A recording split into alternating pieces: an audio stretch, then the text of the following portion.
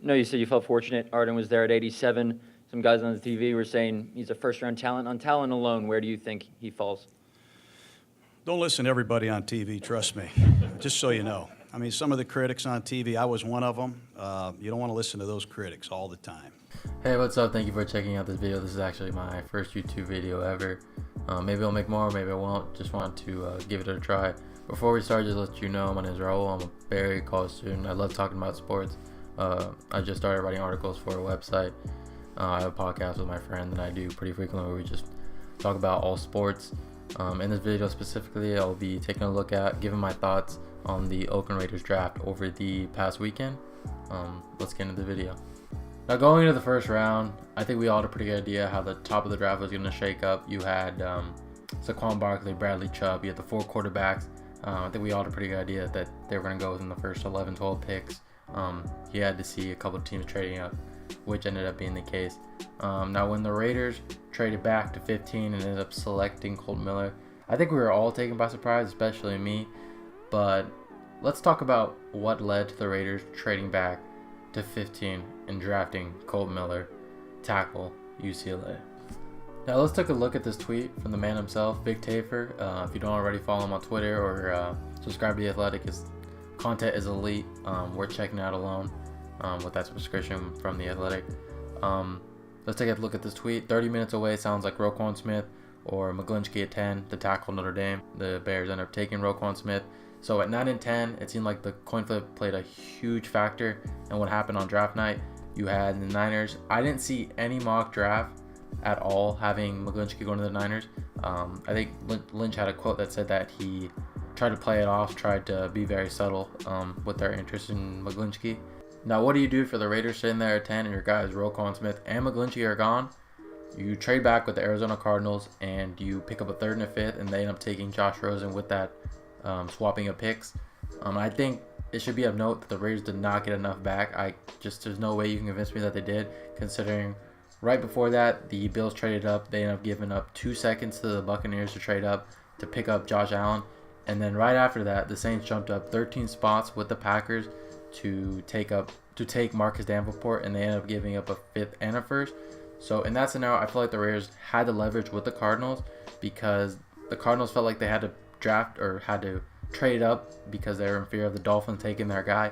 So in that scenario, if I'm John Gruden, if I'm the $100 million man, you obviously have the leverage there. You call up the Cardinals and you say, you give me at least 1 second. I think you could have gotten 2, maybe a future first, and you tell them, if you don't give me what I'm asking, I could care less. I'm gonna take my guy I want to tackle.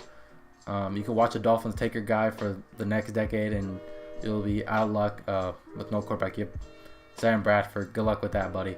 I'm going to take my guy, UCLA, Colt Miller. Now, let's talk about the pick, Colt Miller. Talk about the prospect. Obviously, not the flashiest picks. Personally, I wanted them to take Derwin James. I think he would have been an excellent addition to the secondary. I thought he's a playmaker, excellent size.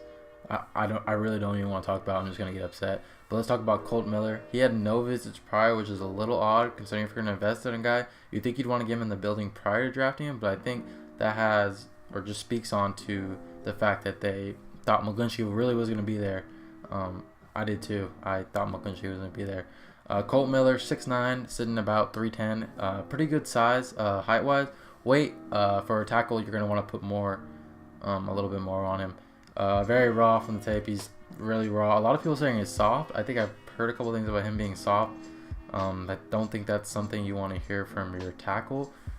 He kicked ass at the combine, 10'1" broad jump, which I guess is the best ever for a lineman or a tackle, one of the two.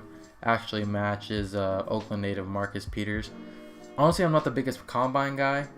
I thought the Raiders weren't either, but they said that they picked him based on his tape and not his combine, which I think is a little bit of nonsense considering he kicked ass. The combine really did him a lot of favors.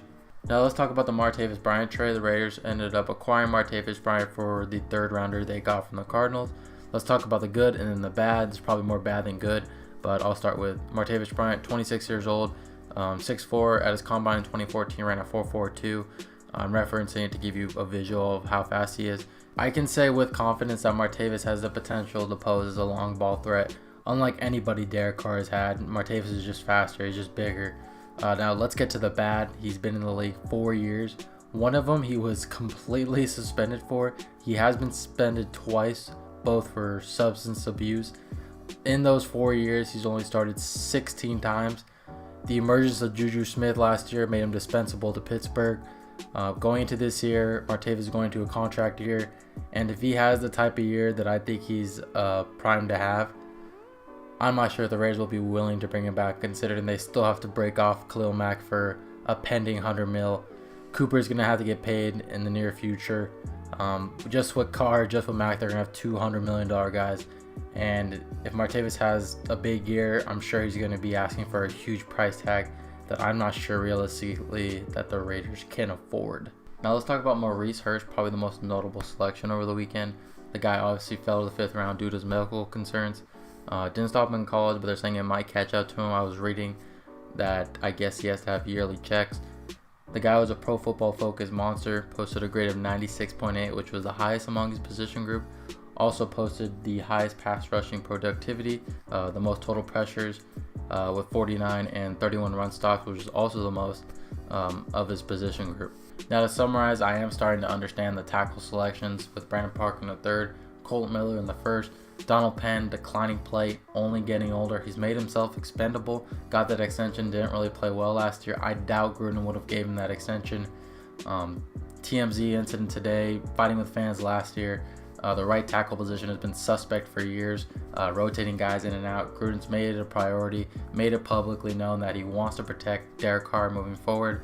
With the selections of PJ Hall, Arden Key, Maurice Hurst, I think the Raiders are making pretty apparent that they want to be able to rush the quarterback. All these guys excel in that.